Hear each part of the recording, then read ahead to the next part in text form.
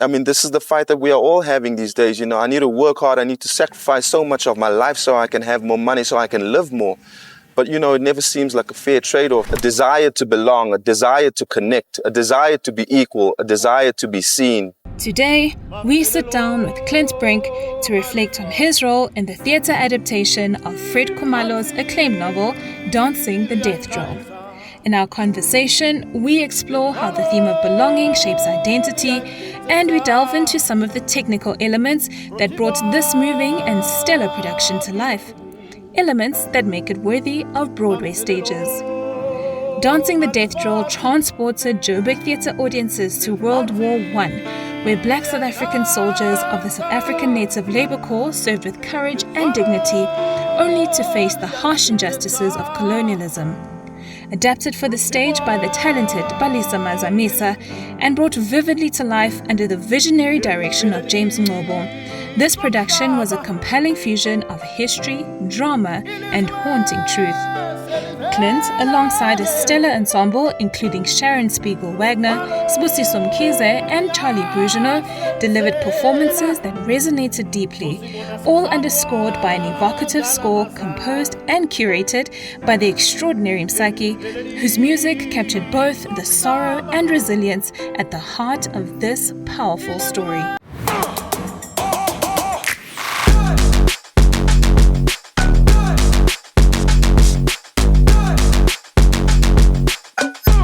Clint Brink, thank you so much for joining us. It's so amazing to get to interview you. You're one of the cast members for Dancing the Death Drill. You play the part of Pitso Motaung. Can you just take us through what the process is of getting to know Pitso Motaung has been, and who the crux of Pitso Motaung is? Oh man, what a loaded question. Who is Pitso? And to you. To me, and how did I get to embody the character, basically? Well, Pitso, obviously, if you've read the book, he's the central character of the book of Dancing the Death Drill. He's also a fictitious character, so he was not one of the true survivors or souls that were lost in the Mendi. So also I feel like, because, you know, his father being Cornelius de la Rey, his mother being Matseliso, and him being a mixture and amalgamation of cultures in South Africa, he's also, to me, he symbolizes like a melting pot for burning issues that we have here, you know, where we are combined, but also we are slightly still polarized and isolated and alienated from each other, which what I feel the character also represents a certain sort of displacement we feel like we have as Africans or South Africans. Let me go with South Africans, you know, with him having a distant father figure also raises the questions of us feeling fatherless, you know, and themes of abandonment and desertion is strong within us as a people, you know. So Pitso, besides taking us to the journey of what happened on the Mendi, how we ended up in France, you know, and exposes us to this vast creative landscape that is the genius that is Fred Khumalo. He is really also, for me, representative of the heart and the spirit of the human race, of being human, you know. A desire to belong, a desire to connect, a desire to be equal, a desire to be seen, you know. A desire to be accepted, to be enough. And as an actor firstly to carry the weight of that responsibility, because on the one end also he carries the weight of the loss of everything that is experienced, you know, and that displacement that it causes within his life. So the amazing thing about being an actor is that your whole life is in preparation for a moment, not just the hours that you put in on honing your craft and your skill. It's the life experiences that we go through. It's the loss that we experience in our own lives, you know, the love that hurts us the most, the things that disappoint us the most and drop us and break us, and all of the times we had to get back up and fix ourselves behind closed doors and stitch ourselves back together, and then presented with the best smile that we can, to face a new day, the being brave and being courageous in the face of adversity. That for me is what it is to be human. And Pitso embodies all of those things for me. So yeah, if I have to say my preparation on the one end, there's technical preparation that we do that is specifically for, how we portray the story and how we tell the story. But the other stuff is life has prepared me for it. I have my own experiences of what it is to be a certain demographic in the melting pot of so many different other demographics in South Africa. So it's an honor, it's a privilege, and it's a responsibility I carry with a lot of humility and joy, It's so interesting that you used the words bravery, and you mentioned that one of the main themes of this production are of identity and belonging.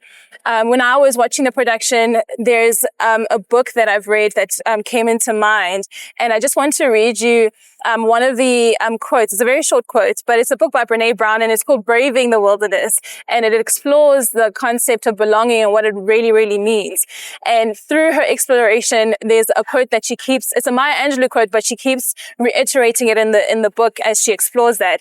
And the quote is, "You're only free when you realize you belong no place. You belong every place, no place at all." And essentially what she's saying is that, your true belonging is when you find the belonging within yourself, even when you feel like you don't belong anywhere else. But once you belong to yourself, you realize you can choose exactly where you want to belong, and you belong everywhere. Beautiful. So in your exploration of Pitso, can you just sort of connect that quote to what you've seen in Pitso as a character? Yes, I definitely see that, it's like, how you contextualize certain things is also how you experience certain things. And I think with him being framed with the South African context at that given point in time, he was framed a certain way. He was seen as, like all black men were seen as second-rate citizens. We're not equal as. But then outside of the country, when they went to Europe, and it says in the book that the French were so happy that the soldiers were there because they felt safe. And they even went up to the white officers and said, "But why do you treat these men like this when these men are braving the storm to actually come and serve and support, and you haven't even armed them?" So they come here actually with their spirit and their heart. And also in the book, Pitso was a guy that he would tell the soldiers around him that, why are they saying that we can't sit inside and eat with everyone else? Do you believe that? And they're like, "Yeah, but no, you can't go in there." And he said, "Well, I'm going to go inside. Why don't you just come and join me?" So he, envelope pusher, someone that saw himself as equal in a world that wanted to make him less, And I think on a micro or a macro level, we all experience that in certain places, and we are social creatures at the end of the day. We do feel like we need to be a part of the flow of things. So yeah, he did that, an overcoming and a conquering spirit. And Pitso also came across as a character that is sort of a still waters run deep kind of guy. So there's a juxtaposition that you have a very tough job of having to portray on stage, where on the surface level he seems kind of emotionally detached, but he's still, underneath that surface, there's a wave of emotions that's eating him up from his past. So how do you make sure that very difficult juxtaposition comes across on stage? Hey, I think these were the themes that I could resonate with to a degree, I think we all have certain ways that we interact with the world. In fact, one of the things that I wrote down for my prep was, that Japanese saying that we all have three masks. The one that we interact with the world, the one that friends and family sees, and the one that only we know about. And I felt like he had those layers, And also, I think if anyone that has gone through enough pain and disappointment in life also understands that the way that you interact with things will be different after that. a sense of caution, but also a sense of insight and wisdom and the knowing, you know. So you do have that form of a detachment. Personally, for me, like I said, I could find many points that I could resonate on. So it wasn't difficult for me to put myself in his shoes, where, you know, people may see you a certain way, but don't necessarily know more than that. And if they don't want to find out more than that, then that's also okay. You know, you walk around with that truth in you, and the weight of having it show on stage, fortunately and unfortunately, doesn't just belong to me. You know, we are a company, and this is a company piece. So I'm supported by great writing. I'm supported by insightful direction. I have music underscoring that's bar none. We have beautiful creative offerings from Luyanda Sidia with all of the dances that, you know, just bring so much heart and spirit that when Pitso is quiet and his words don't say anything, you know, the piece shows it, because actually everyone on stage is Pitso. Everyone is telling the story of Pitso. You know, so everyone has a piece of him at certain given points in time. So I think for me, I just do my best to stand in honesty and at many moments throughout this play feel the weight of what he feels, you know. I mean, even now it's been a process for me that is both cathartic, and it's been a really spiritual experience, you know. Nothing about this play, I mean, we're talking about people that lost their lives, who were not honored. You've so beautifully sort of led me into one of my questions, and I think to a large part you've answered it, but this really is one of those productions that is just a very special kind of magic, and you see it in every facet. It's not magical just because of certain people or just because of one aspect. Yes. Every single aspect. It's the acting, it's the voices when they're singing, it's the scoring, it's the majestic dancing. Everything takes your breath away. Yes. And I can imagine that magic, and actually you also highlighted it, it's also the magic of the story that was originally written in the book by Fred Khumalo. Yes. So I can imagine that kind of magic, it also happens behind the scenes. So what has it been like for you to be part of this magical moment? Did you feel it when you were in the process of creating it? And for what has it meant for this part in your career currently? Yeah. So I've kind of like been known for things that I've done on film and television for the last 25 years. And I don't think, I mean, Backstage was the first thing that I started on 25 years ago. I was 19 years old, but people don't know before then, my foundation, my preparation was on stage. Since the age of 5, every year I competed in Eisteddfod's, Dalro international, national competitions, getting high certifications, building a name for myself, and, you know, building up some form of momentum that by the time I went to university, I already had 12 years of experience behind me, you know. And then film was kind of like just the first window of opportunity that opened itself up, and then just gave me a career up until now. That when I got called back, I literally got called back.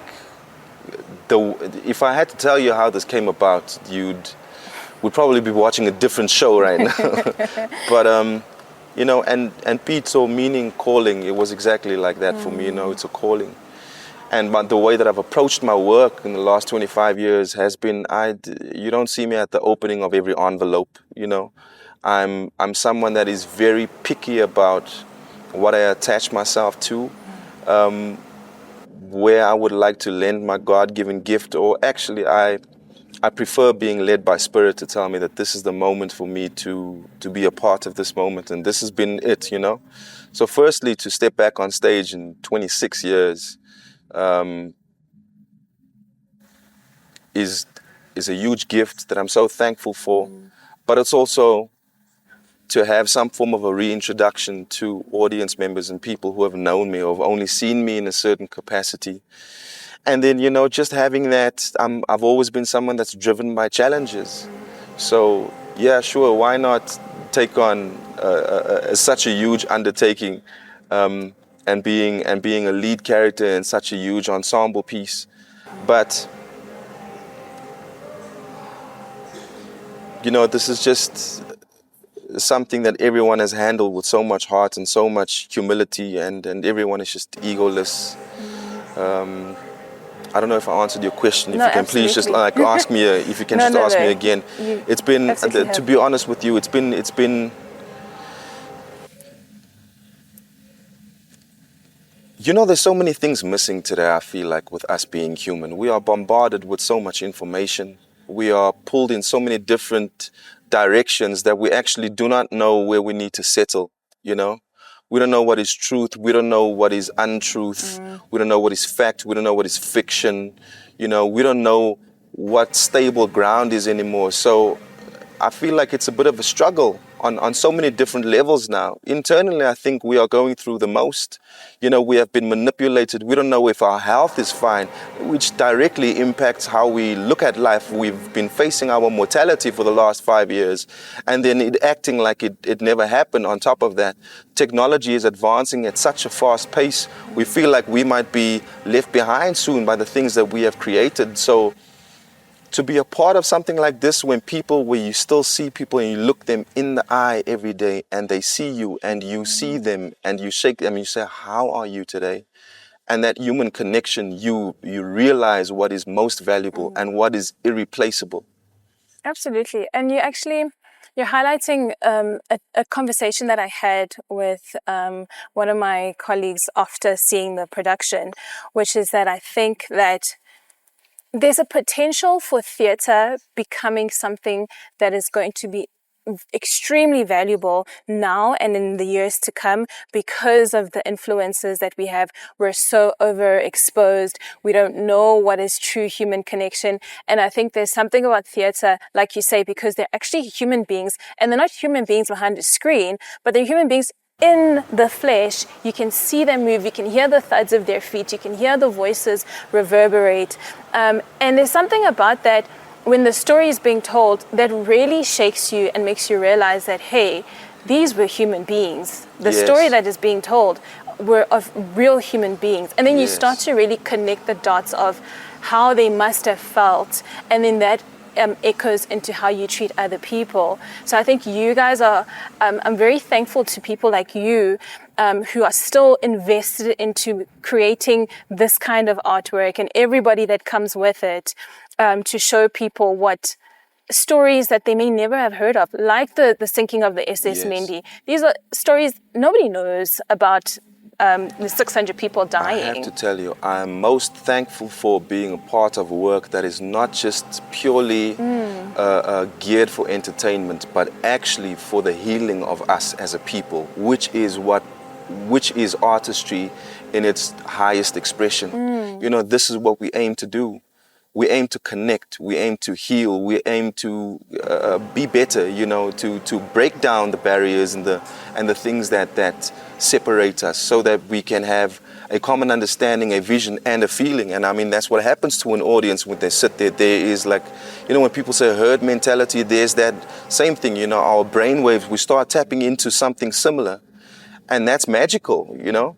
And I think everything that we're bombarded with all of this mindless entertainment and watching these shows and all of these, you know, is that we are being distracted from what it's like and what it is, the gift of being human. So through this type of storytelling, to have people be moved and to be moved yourself by the work, you know, transforms all of us in that time that we are here together and we are sharing things together, we are sharing emotion together. So there is a form of bonding also that happens. Yeah, and I think we really need to understand that we are right now, this life that we are living right now, society is showing us that it's a fight for our soul. Because the creativity, arts, is for the soul. It's for the soul and for the spirit. If it's not for the soul and for the spirit, and you do it for money, I mean, this is the fight that we are all having these days. You know, I need to work hard. I need to sacrifice so much of my life so I can have more money, so I can live more. But, you know, it never seems like a fair trade-off. So to be a part of something like this that just pours back into the soul and gives back to it and nurtures it and amplifies it this is the spaces that we pray to be in regularly, you know. Now, just to shift gears a little bit into the more technical element, how much time was spent with like dialect coaches? Because I noticed that the accents, the languages that were spoken, I don't know if Charlie is a Sotho speaker, but he convinced me. Yes. If he isn't, that was incredible. I don't know if Sharon is a French speaker, but she convinced me, you know. So how much time goes into that work? So, I mean, the prep for us was about 4 weeks of rehearsals, and the fifth week was the technical rehearsal, and then, you know, after that was the previews leading up to opening night. Before then, I think we received the script a little bit before rehearsal started. I think James and Palesa was also very insightful, and you know, it shows the experience working in these spaces for such a long time, is that the success of what you are trying to execute largely has to do with the professionals and the team that you put together as well. So when you put a company together and you put people together who understand that I'm a professional, I'm not just someone who still wants to be, you know, I signed a contract, so I will deliver a professional service, which means that I come to work, I'm prepared, I am ready, I am teachable, I am honeable, I apply myself, I take instruction well, I understand direction, I can think for myself, you know, and when you have a space like that, we all understand that this is a collaborative effort. Everyone is contributing, everyone makes suggestions so that the product can be the best, you know. So Charlie is not a Sotho speaker, and Sharon is not a French speaker, but they went and took up the task to really refine those skills and speak to coaches and accent coaches and learn the language like we all did, you know. And once again, man, what a huge gift to be given an opportunity to submerge yourself in something like that, and then on the back end of it, walk away with all of that experience. That's amazing. It's very interesting to hear you say that these are languages that are foreign to the actors, but they portrayed them in such beautiful ways. And also what I noticed that there was a lot of back and forth in terms of jumping from different times in the production. And that can be a very difficult thing to put forward to an audience without losing them when you don't have the luxuries of special effects and, you know, changing locations, physical locations. So how did you guys tackle that challenge? Yeah, I think that's purely just from a writing and a directing perspective, you know. It was written that way because if we had to put a stage play of a novel, you know, if we had to adapt it like that, we would have like an 11-hour play. So the moments and the pieces out of the book were taken perfectly to construct it in such a manner that it still does huge justice to the story. And to the book, but also it gives the audience members an opportunity to experience also a piece that's very, you know, theater that's made for the contemporary eye. You know, we've watched so many movies now. We're not foreign to jumping time, things not necessarily being in chronological order, but especially for this production, I would say that is the genius of Palesa and James. And I know that Msaki provided the score, which has been such an emotional, provocative score for this production. So if you can just take us through that process of putting together the music. I know that you per se didn't put the music together, but what was that experience of putting everything together? Man, if we're talking music, now we're talking frequencies. Now we're talking about things that change our vibration, you know, things that tune us. It has an effect on us as human beings. And to play in these spaces where And I mean, we were just speaking about time now before this, you know, jumping time. And Msaki, and everyone understands this because there's a feeling that we all have inside of us. We can just organically feel it. But if you listen to the music, there's a timelessness about it. It's like literally you feel like there are voices from the past calling you to be in a space, and then we all are in a space 50 years ago, 100 years ago. We're back 100 years, and everyone feels like we are there right now. And then, with her just being the type of writer and composer and artist that she is, the way that she feels about music expresses the way that she feels about people, the way that she feels about art. It's highly creative, it's humble in spirit, innovative, so much respect and so much love and so much giving in the music. And that comes through with the compositions and with the songs. Working with her has been really easy, and with the team as well. Nebu, Tapelo, Ace, I Complete, the singers, everyone's really great. And people here know how to tap into everyone else to bring the best out of them, And that's a really awesome space to be in, like an incubation of some sort. When you come out on the other side, you're a lot shinier than you were when you started. So working with Msaki was awesome in that regard. One of her mentors. Moms, what's up?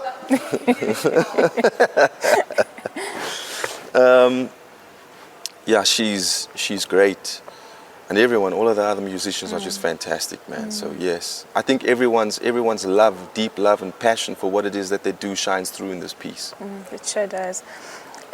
So this production has been on for a little over 2 weeks now. I know generally with productions that are on for this length of time, there tends to be, as people really get sunk into it and they get comfortable with the production, there are little changes that happen along the way. So what little changes have you guys seen, or sort of adapted it according to how maybe the audiences respond and so on? Have those been happening?